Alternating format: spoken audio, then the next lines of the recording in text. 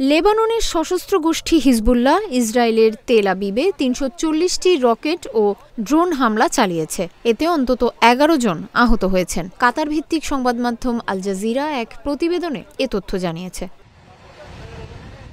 স্থানীয় সময় রোববার রাতে হিজবুল্লাহর হামলায় তেল আবিবের গুরুতর ক্ষতি হয়েছে বলে আল জাজিরার প্রতিবেদনে বলা হয়েছে। হিজবুল্লাহ জানিয়েছে, তারা দক্ষিণ লেবাননে ইসরায়েলি সেনাদের বিরুদ্ধে তীব্র প্রতিরোধ গড়ে তুলেছে।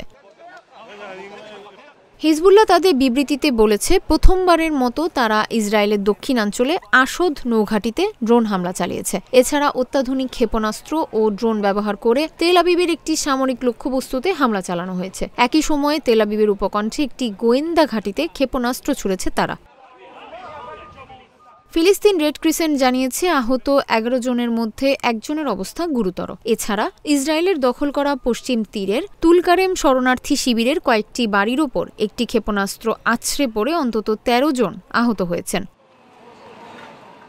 অন্যদিকে লেবাননের রাজধানী বৈরুতে পাল্টা হামলা চালিয়েছে ইসরায়েলি বাহিনী। এতে বৈরুত কার্যত ধ্বংসস্তূপে পরিণত হয়েছে। হতাহতের ব্যাপারে এখনও সুনির্দিষ্ট তথ্য পাওয়া যায়নি। স্থানীয় গণমাধ্যমগুলো জানিয়েছে, ইসরায়েলি বাহিনীর অব্যাহত হামলার পরিপ্রেক্ষিতে আগামী জানুয়ারি পর্যন্ত বৈরুতের সব স্কুল বন্ধ ঘোষণা করেছে লেবাননের শিক্ষা মন্ত্রণালয়।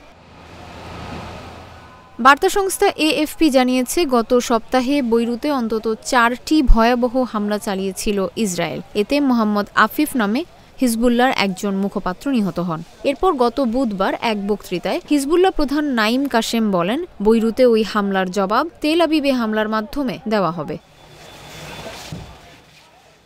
গত ২৩ সেপ্টেম্বর থেকে লেবাননে হামলা জোরদার করে ইসরায়েল। প্রথমে আকাশপথে হামলা হলেও পরে দক্ষিণ লেবাননে স্থল অভিযান শুরু করে ইসরায়েলি সেনারা। ইসরায়েলি বাহিনীর দেওয়া তথ্য অনুযায়ী তখন থেকে হিজবুল্লাহ একদিনে সবচেয়ে বেশি ক্ষেপণাস্ত্র হামলা চালিয়েছে ২৪ সেপ্টেম্বর। সেদিন ইসরায়েলে ৩৫০টি ক্ষেপণাস্ত্র ছোড়া হয়েছিল।